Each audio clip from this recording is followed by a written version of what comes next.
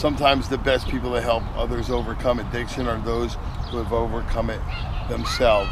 Peer-to-peer recovery, peer-to-peer recovery support services, people like Todd that are making a difference, helping other people find their road to recovery. My addiction began before I ever even took a drink or a drug. It started when I was little. I was addicted to attention, having the focus on me, being the center of attention all the time. So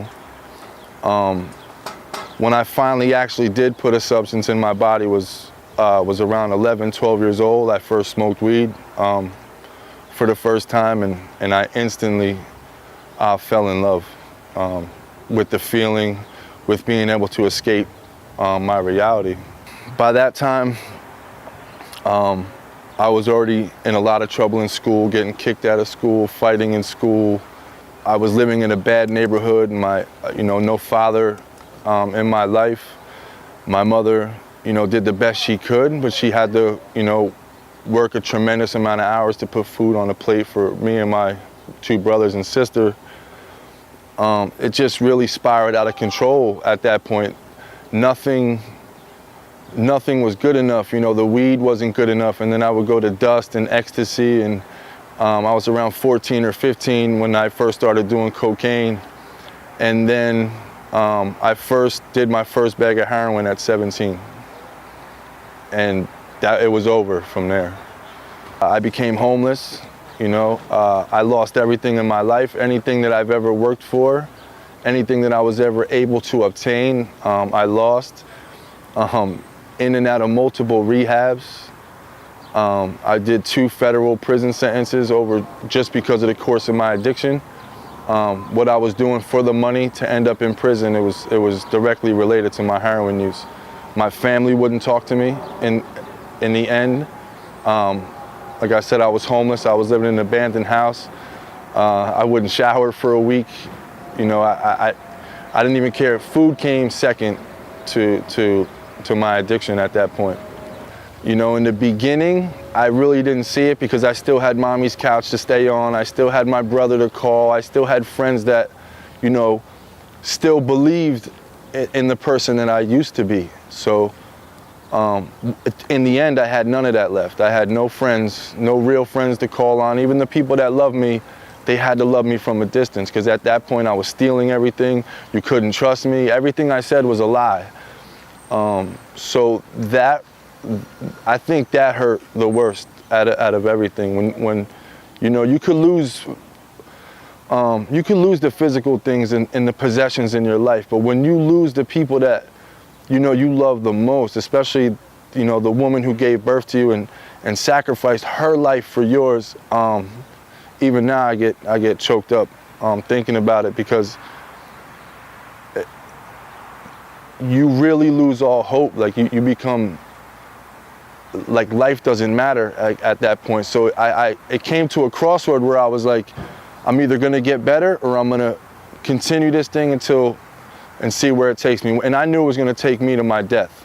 The way I used and how I used, and the recklessness of the way that I used and the positions I put myself in, the dangerous situations, the addiction was definitely gonna take my life. My first rehab I was 13 years old. It was for smoking PCP, for smoking dust. I was introduced to NA at a real early age. So I always knew it was there, and I always knew it was an option. It wasn't until, like I said, I woke up on that couch in that abandoned house and everybody had left, and I really prayed hard for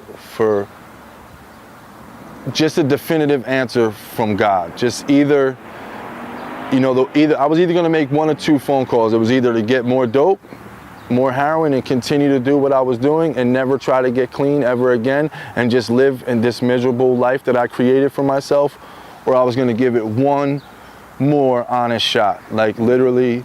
And I just asked for some divine intervention, for some my higher power, someone higher than me, to step in and say, okay, this is what you need to do. And that phone call that I picked up was to my mother, and she was about to hang up when I said, hold on, Mom. And I was crying, and I said, I want help. And she said, okay, then where are you at? I'm coming to get you. Todd's an amazing guy, helping a lot of people, not only in recovery, but giving back, helping other people travel the path that he's found themselves on. This time around, like I said, when I had the epiphany and I was in the abandoned house on the couch, I promised myself a year. I said, you know what? I could even white knuckle it for a year, right? And I made this promise to myself. I'm like, listen, if your life doesn't change for the better, even slightly or a little bit, you can go back to doing what you're doing. Like, and then you can kind of have now kind of like some scientific proof, like, hey, I tried it. It's horrible. I'm gonna go back to doing what I was doing. And I gotta say, that year came.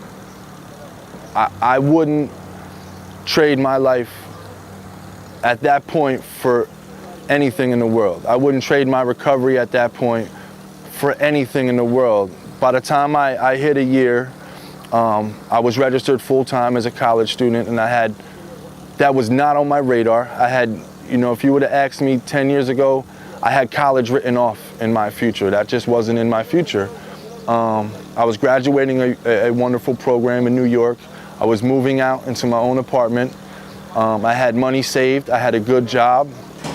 And I was also starting a nonprofit foundation myself to help other addicts get clean like I did, regardless of money and regardless of ability to pay or transportation or any other roadblock that gets in the way when someone's trying to get help. So yeah, this summer I have big plans for my foundation. We just registered our 501c3, so we'll be able to start raising funds and getting more awareness out to that. And it's such a blessing to be able to help another addict, someone you totally do not know from anywhere, get themselves better. And then when you see them 6-9 months and they give you a hug and they're healthy and they're clean and they're living a wonderful, sober life, any amount of money in the world couldn't. You can't put a price tag on that, and I can't put a salary on that. I still go to meetings regularly. I still have a sponsor. I still make my phone calls, and I follow the suggestions.